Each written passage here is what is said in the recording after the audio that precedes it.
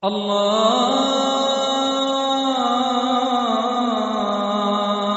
أكبر الله أكبر الله أكبر الله أكبر. الحمد لله نحمده ونستعينه ونستغفره ونؤمن به ونتوكل عليه ونعوذ بالله من شرور أنفسنا ومن سيئات أعمالنا من يهده الله فلا مضل له ومن يضلله فلا هادي له ونشهد أن لا إله إلا الله وحده لا شريك له ونشهد أن سيدنا وسندنا ونبينا ومولانا محمدا عبده ورسوله أرسله الله إلى كافة للناس بشيرا ونذيرا وداعيا إلى الله بإذنه وسراجا منيرا. أما بعد فقد قال الله تبارك وتعالى في القرآن المجيد والفرقان الحميد. فأعوذ بالله من الشيطان الرجيم. بسم الله الرحمن الرحيم.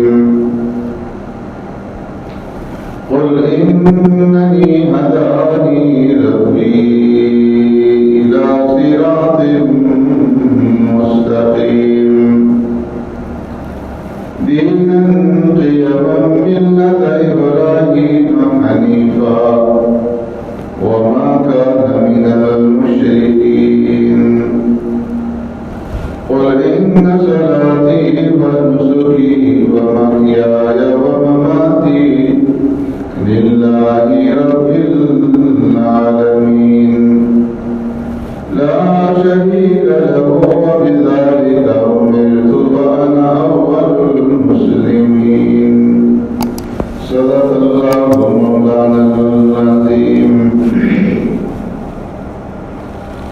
يا رب صل وسلم دائما أبدا على حبيبك خير الخلق كلهم والحبيب الذي ترجى شفاعته لكل هول من الأهوال مقتحم. قل إنني هداني ربي.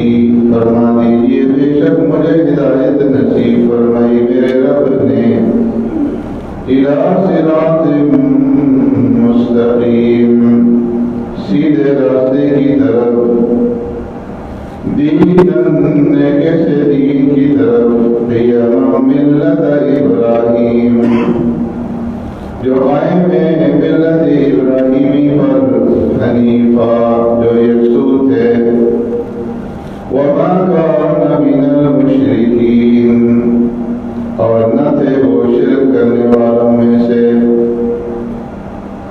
कुल इन्न सलाती व नुसुकी. फरमा दीजिए बेशक मेरी नमाज और मेरी कुर्बानी व महयाय व ममाती और मेरी जिंदगी और मेरी मौत लिल्लाहि रब्बिल आलमीन अल्लाह ही के लिए जो रब है जहानों का ला शरीक लहू उसका कोई शरीक नहीं. वबिज़ालिका उमिरतु और इसी बात का मुझे हुक्म दिया गया है. वाना अव्वलुल मुस्लिमीन और मैं सबसे पहले फरमाबरदारों में سے ہوں آمنت باللہ وبآیاتہ۔ میرے محترم دوستو، بزرگوں، بھائی،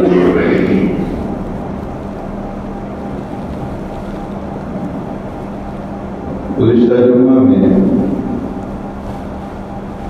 میں نے آپ حضرات کے سامنے عرض کیا تھا کہ اللہ تبارک و تعالیٰ نے ہمیں ایسا سہل اور ایسا آسان دین عطا فرمایا ہے کہ جس پر چلتے ہوئے ہم اپنی ساری زندگی کو اور روزمرہ کے تمام کاموں کو جو عادت کے طور پر ہم کرتے ہیں، ہم ان کو تھوڑی سی نیت کی تبدیلی کے ساتھ عبادت بنا سکتے ہیں۔ شریعت در حقیقت حکم ماننے کا نام ہے۔ یہی وجہ ہے کہ ایک چیز اپنی ذات کے اعتبار سے درست ہوتی ہے، لیکن خلاف واقع ہونے کی وجہ سے شریعت اس سے روک دیتی ہے، اور ایک چیز درست نہیں ہوتی لیکن شریعت اگر اس کی اجازت دیتی ہے تو وہ عبادت بن جاتی ہے۔ مثال کے طور پر جھوٹ ہے،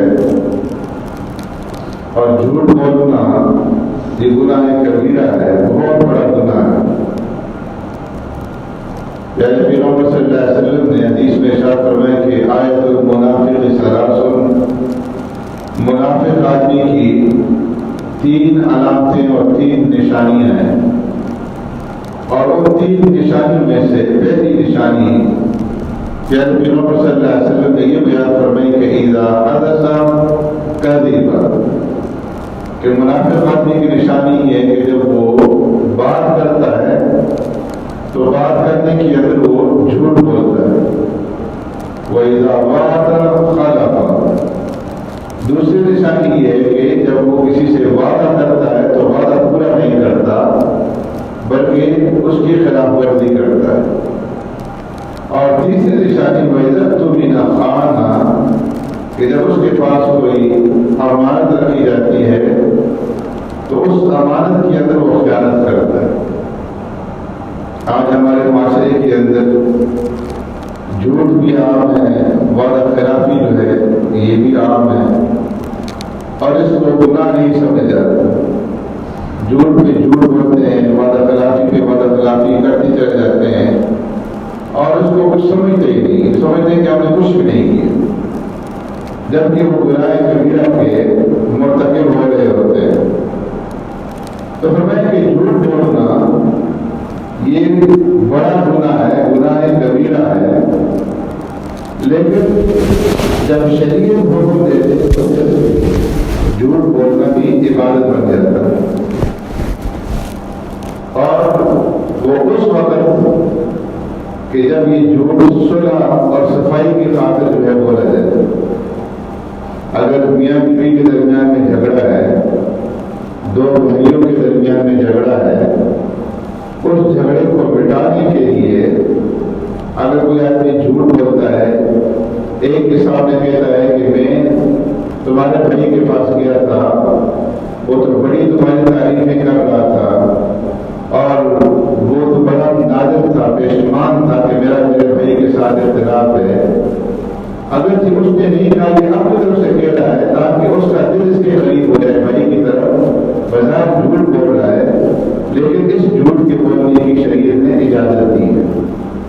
اسی طریقے سے اگر کوئی اپنی بیوی سے کہتا ہے کہ تم مجھے بہت ہی اچھی لگتی ہو، اگرچہ بظاہر وہ جھوٹ بول رہا ہے لیکن اس کی شریعت نے اجازت دی ہے۔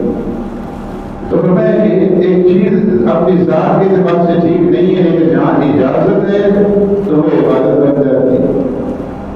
اسی طرح ایک کام اپنی جگہ پہ درست ہے، عبادت ہے، مثلا نماز پڑھنا یہ عبادت ہے، لیکن اگر شریعت روک دے کہ نماز نہیں پڑھنی، پھر آپ کوئی آدمی نماز پڑھے گا تو وہ عبادت نہیں رہے گی۔ مثال کے طور پر 3 اوقات میں پیارے پیغمبر صلی اللہ علیہ وسلم نے نماز پڑھنے سے منع فرما دیا کہ 3 اوقات میں نماز مت پڑھو۔ ایک اس وقت جب کہ سورج طلوع ہو رہا ہو، اور دوسرا اس وقت جب کہ ایک زوال کا وقت ہو، سورج بالکل دوپہر کو سر پہ آ جائے، اور تیسرا غروب آفتاب کے وقت جب سورج کے اندر زردی جو ہے وہ آ جائے۔ اب یہ 3 اوقات میں نماز پڑھنے سے روکا گیا ہے، منع کیا گیا ہے۔ اب ہمیں کہ ان اوقات میں سجدہ کرنا ہے، شیطان کو سجدہ کرنا ہے۔ اب اگر کوئی آدمی ان 3 اوقات کے اندر نماز پڑھے گا، بظاہر وہ اچھا عمل کر رہا ہے، نماز پڑھ رہا ہے، لیکن کیونکہ شریعت نے منع کیا ہے تو اس لیے اس کا یہ نماز پڑھنا عبادت نہیں ہوگا بلکہ یہ گناہ ہوگا۔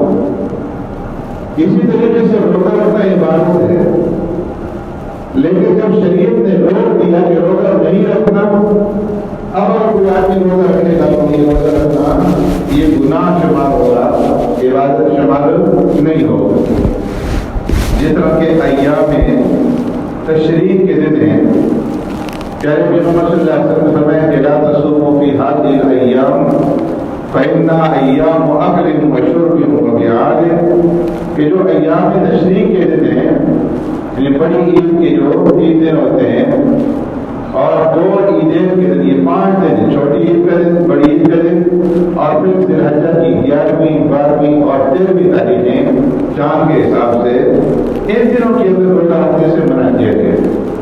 اور میں پیارے پیغمبر صلی اللہ علیہ وسلم نے کہ ان دنوں میں روزہ نہ رکھو، فإنها أيام أكل وشرب وبيعاد، کہ یہ کھانے پینے کے دن ہیں اور کھیل کود کے دن ہیں۔ تو اب اگر کوئی ان دنوں کے اندر روزہ رکھے گا تو وہ روزہ رکھنا عبادت شمار نہیں ہوگا۔ اسی طریقے سے سچ بولنا عبادت ہے، سچ بولنے کا شریعت نے حکم دیا ہے، لیکن اگر سچ بولنے کے نتیجے میں فتنہ فساد پھیلنے کا احتمال ہو اور سچ بولنے سے شریعت نے روک دیا ہو تو وہاں پر رکنا عبادت ہوگا۔ مثال کے طور پر غیبت ہے، غیبت کیا ہے؟ یہ سچ بولنا ہے۔ آپ اپنے بھائی کے بارے میں، اپنے دوست کے بارے میں کوئی اس کی خامی بیان کرتے ہیں، اس کی برائی بیان کرتے ہیں، اس کی کمزوری بیان کرتے ہیں، اس کی عدم موجودگی میں اس کی نسے پوش، تو اس کو غیبت کہتے ہیں۔ اگرچہ وہ کمزوری، وہ برائی، وہ عیب اس آدمی کے اندر پائی جاتی ہے اور آپ جو کچھ کہہ رہے ہیں وہ سچ کہہ رہے ہیں، لیکن اس سچ سے شریعت نے منع کیا ہے کہ تم کسی کی غیبت نہ کرو، اس لیے کہ اگر اس آدمی کے اندر وہ کمی کمزوری نہیں پائی جاتی اور آپ اس کی طرف غلط بات کو منسوخ کرتے ہیں تو شریعت نے اس کو بہتان کہا، اور بہتان کی اجازت نہیں ہے۔ تو غیبت حقیقت میں سچ بولنا ہے، لیکن چونکہ شریعت نے منع کیا ہے، اس لیے فرمایا کہ اگر کوئی آدمی غیبت کرے گا تو گناہ کبیرہ کا مرتکب ہوگا۔ تو معلوم ہی ہو گیا کہ عبادت دراصل میں حکم ماننے کا نام ہے، کہ جو ہمیں حکم ملے اللہ کی طرف سے اور اللہ کے رسول صلی اللہ علیہ وسلم کی طرف سے، اس حکم کو ہم پورا کریں گے، اس کے مطابق ہم چلیں گے تو وہ عبادت کہلائے گی۔ اور جس چیز سے منع کر دیا جائے، روک دیا جائے، اس سے رکیں گے تو رکنا عبادت کہلائے گا۔ حکم دینے والی ذات اللہ تبارک و تعالیٰ کی ہے، اس لیے کہ اللہ تبارک و تعالیٰ ہمارے خالق ہیں، ہمارے مالک ہیں، ہمارے پیدا کرنے والے ہیں، اور اللہ رب العزت ہمارے بارے میں وہ جانتے ہیں جو ہم نہیں جانتے۔ اللہ رب العزت بہتر جانتے ہیں کہ اس بندے کے ہاتھ میں کیا چیز بہتر ہے اور کیا چیز نقصان دہ ہے۔ کس چیز کی اوپری پتہ چلے گا تو اس کو دنیا اور آخرت کے اندر نفع پہنچے گا، اور کس چیز کے اوپر چلے گا تو اس کو دنیا اور آخرت کے اندر نقصان ہوگا۔ تو اس لیے حکم دینے والی ذات اللہ تبارک و تعالیٰ کی، اور اللہ کی طرف سے جو حکم دیا جائے چاہے وہ ہماری سمجھ کے اندر آئے یا نہ آئے، اس حکم کو قبول کرنا اور اس حکم کے مطابق اپنی زندگی گزارنا، فرمایا کہ یہ عبادت ہے۔ اللہ تبارک و تعالیٰ نے قرآن کریم کے اندر حکم دیا، فرمایا وَلَا تَمْشِ فِي الْأَرْضِ مَرَحًا إِنَّكَ لَن تَخْرِقَ الْأَرْضَ وَلَن تَبْلُغَ الْجِبَالَ طُولًا۔ فرمایا کہ انسان لا تمشی فی الارض مرحا، زمین پر اکڑ کر مت چل۔ تو اکڑ کر چلنے سے اللہ تبارک و تعالیٰ نے منع کیا، کیوں؟ خود ہی وجہ اللہ نے بیان فرما دی، انک لن تخرق الارض ولن تبلغ الجبال طولا، کہ اگر تم زمین کے اوپر اکڑ اکڑ کر کے چلو گے اور زمین پر زور زور سے اتراتے ہوئے غرور کے ساتھ چلتے ہوئے اپنا قدم ڈالو گے تو تمہارے قدموں سے تمہارے پاؤں سے زمین پھٹ نہیں جائے گی، تم اکڑ کر چل کر کے زمین کو پھاڑ نہیں سکتے۔ وَلَن تَبْلُغَ الْجِبَالَ طُولًا، فرمایا اپنی گردن کو کتنا ہی اونچا کر لو لیکن تمہاری گردن پہاڑوں سے اونچی نہیں ہو سکتی۔ پہاڑ اونچے اونچے ہیں، کتنی گردن اوپر اٹھا لو غرور کے ساتھ تکبر کے ساتھ، لیکن پہاڑوں کی بلندی تک پھر بھی تم نہیں پہنچ سکتے۔ تو اس لیے تکبر فرمایا کہ اختیار کرنا یہ اللہ کو ناپسند ہے، تو زمین کے اوپر اترا کر کے چڑھنا اکڑ کر کے چلنے سے منع کیا۔ فرمایا کہ لا تمشی فی الارض مرحا، کیوں؟ اس لیے کہ انسان بندہ ہے اور یہ بندگی کے لیے آیا ہے۔ اللہ تبارک و تعالیٰ نے ہمیں دنیا کے اندر اپنی عبادت کے لیے اور اپنی بندگی کے لیے بھیجا ہے۔ تو انسان کی چال ڈھال سے، انسان کی وجہ قطر سے بندگی جو ہے وہ ظاہر ہونی چاہیے، عاجزی اور انکساری جو ہے وہ ظاہر ہونی چاہیے۔ اگر بندہ عاجزی اور انکساری نہیں کرتا تو اللہ رب العزت کو ایسا انسان پسند نہیں۔ اللہ رب العزت نے اپنے بندوں کی صفات بیان فرمائی ہیں، فرمایا وَعِبَادُ الرَّحْمَنِ الَّذِينَ يَمْشُونَ عَلَى الْأَرْضِ هَوْنًا، فرمایا رحمان کے بندے وہ ہیں، میرے محبوب بندے وہ ہیں، الَّذِينَ يَمْشُونَ عَلَى الْأَرْضِ هَوْنًا، کہ جب وہ زمین پہ چلتے ہیں تو عاجزی کے ساتھ چلتے ہیں، انکساری کے ساتھ چلتے ہیں، ان کی چال سے عاجزی اور انکساری جو ہے وہ ٹکراتی ہے۔ تو اللہ رب العزت نے منع فرمایا کہ اکڑ کر کے مت چلو۔ ایک واقعہ آتا ہے، کوئی بزرگ راستے پہ جا رہے تھے، نظر کمزور تھی، نگاہ کمزور تھی، اور سامنے سے ایک متکبر آدمی آ رہا تھا۔ تو چلتے چلتے اس بزرگ آدمی کی، اس بوڑھے آدمی کی اس نوجوان کے ساتھ نظر لگ گئی، نگاہ کمزور تھی، نظر کمزور تھی، دیکھا نہیں، تو وہ اپنے آنکھوں سے باہر ہو گیا، اسے تیز آیا، غصہ آیا، اور اس بڑے میاں کو جھاڑتے ہوئے ڈانٹتے ہوئے اس نے کہا کہ تم اندھے ہو، تمہیں نظر نہیں آتا، تم مجھے جانتے نہیں ہو کہ میں کون ہوں۔ تو انہوں نے آہستہ سے آگے سے کہا کہ پہلے معذرت کی کہ میں نے تمہیں دیکھا نہیں، لیکن اس نے جب دوبارہ اسے ڈانٹا اور کہا کہ تم مجھے جانتے نہیں ہو، تو اس نے کہا میں تمہیں جانتا ہوں، اور اگر کہو تو میں تمہیں تمہارا تعارف بھی کرا دیتا ہوں کہ تم کون ہو۔ اور پھر اس نے کہا کہ اول قطرۃ وآخر جیبۃ وانت تحمل بینہا قدرۃ، فرمایا کہ تمہارا تعارف یہ، تمہاری پہچان یہ، اول کا قطرۃ، کہ تمہاری ابتدا اس گندے قطرے سے ہوئی ہے، کہ وہ گندا قطرہ جسم سے نکلے تو جسم کے اوپر غسل واجب ہو جائے، بدن پر لگے تو بدن پلید ہو جائے، کپڑے پر لگے تو کپڑا ناپاک ہو جائے۔ یہ تمہاری اصلی ہے کہ جہاں سے تم آئے ہو، جس जिस खतरे से तुम बने हो तुम्हारा असलियत ही है। वह